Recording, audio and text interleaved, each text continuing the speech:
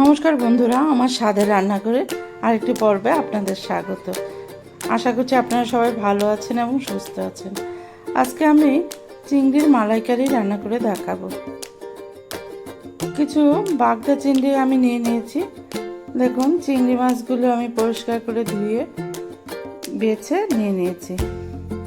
এবার চিংড়ি মাছে একটু নুন হলুদ দিয়ে আমি মাছটাকে মেখে রেখেছি, মেখে ভেজে তুলব।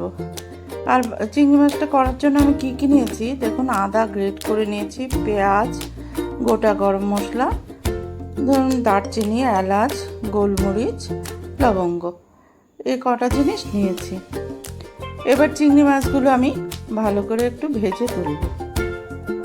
আমার চিংড়ি মাছ ভাজা হয়ে গেছে। ওই তেলের মধ্যেই আরেকটু তেল অ্যাড করে আমি এবার পেঁয়াজ কুচিটা দিয়ে দিয়েছি। পেঁয়াজ থেকে জল খানিকটা মরে গেছে। তারপর আমি পেঁয়াজটা সাইড করে রেখেছি এবং আমি ওর মধ্যে গোটা গরম মশলা যেগুলো নিয়েছিলাম সেগুলো আমি সবগুলো দিয়ে দিয়েছি। এবার গরম মশলা থেকে যখনই একটা সুগন্ধ বেরোবে তখন আমি এতে আদাটা দিয়ে দেব। আপনারা চাইলে গরম মশলাটা আগেও ফোড়ন দিতে পারেন, তারপরে পেঁয়াজটা দিয়ে নেড়ে চেড়ে নিতে পারেন। আমি আগে পেঁয়াজটা দিয়ে দিয়েছি। দেখুন, এবার আমি আদা বাটাটা দিয়ে দিলাম। আমি 1 ইঞ্চি মতো আদা নিয়েছি। ওই আদাটাকে এবার একটু নেড়ে চেড়ে রান্না করে নেব। তো সবগুলো মশলা একসঙ্গে আমি দিয়ে দিয়েছি। আমি মালাইকারি করার সময় বেশি কিছু মশলা দিই না, আদা বাটা, গোটা গরম মশলা আর পেঁয়াজটা দিই। পেঁয়াজটা হয়ে এসছে। এবার আমি নারকেলের অর্ধেকটা মালা যে কুড়িয়ে দুধ বের করে রেখেছিলাম সেটা আমি দুধটা দিয়ে দিলাম। দুধটা দিয়ে এবার আমি নাড়াচাড়া করে কষাতে লাগলাম। কষিয়ে খানিকটা হয়ে আসার পরে আমি একটা জিনিস দিই, নারকেলের যে পেস্ট করে যে একটু গ্রেভিটা বের হয় সেটা আমি একটু অ্যাড করি, যাতে একটু ঝোলটা একটু ঘন ঘন টাইপ হয়। এটা সবাই অনেকে করে না হয়তো, কিন্তু আমি এটা করি যাতে ঝোলটা একটু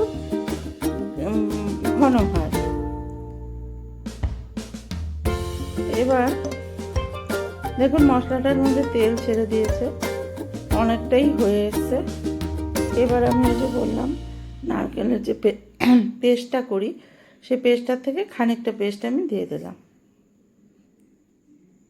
খুব বেশি দেবো না, অল্পই দেবো। তারপর মিক্সি ধুয়ে যে জলটা সেটাও দিয়ে দিলাম। এবার এটাকে আমি আরেকটু ভাজা ভাজা করব। যেহেতু নারকেলটা এখন একটু দিলাম তাই জন্য আরেকটু ভাজা ভাজা করব। 5 মিনিট মতো করলেই হয়ে যাবে। এবার আমি ঝোল দিয়ে দিলাম। মশলাটা থেকে তেল ছেড়ে দিয়েছিল। যার যেরকম চিংড়ি মাছের পরিমাণ সেই অনুসারে ঝোল দেবেন। এবার ঝোলটা ফুটে ওঠার অপেক্ষা করব।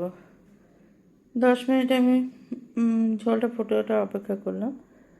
তারপরেই আমি চিংড়ি মাছগুলো একে একে ঝোলে দিয়ে দেব।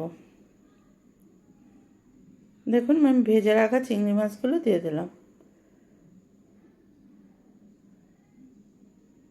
এবার চিংড়ি মাছ দিয়ে খানিকক্ষণ নেড়ে চেড়ে আমি ঝোলটা যতটা প্রয়োজন ততটা রাখবো, আর বাকিটা এই অবস্থায় আপনি হাই ফ্লেমেই রান্নাটা করতে পারেন। প্রথমে যখন মশলাটা কষাবেন তখন গ্যাসটা একটু সিম করে দিলেন। তারপরে এই অবস্থায় আমি গ্যাসটা হাই করি ঝোলটা ফোটাচ্ছিলাম। ব্যাস হয়ে গেল।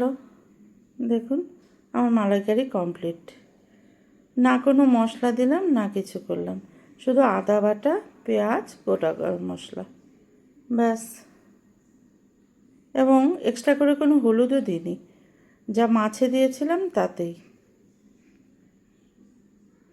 বন্ধুরা, আমার ভিডিওটি আপনাদের কেমন লাগলো কমেন্টে জানাবেন। ভালো লাগলে অবশ্যই লাইক সাবস্ক্রাইব করে দেবেন।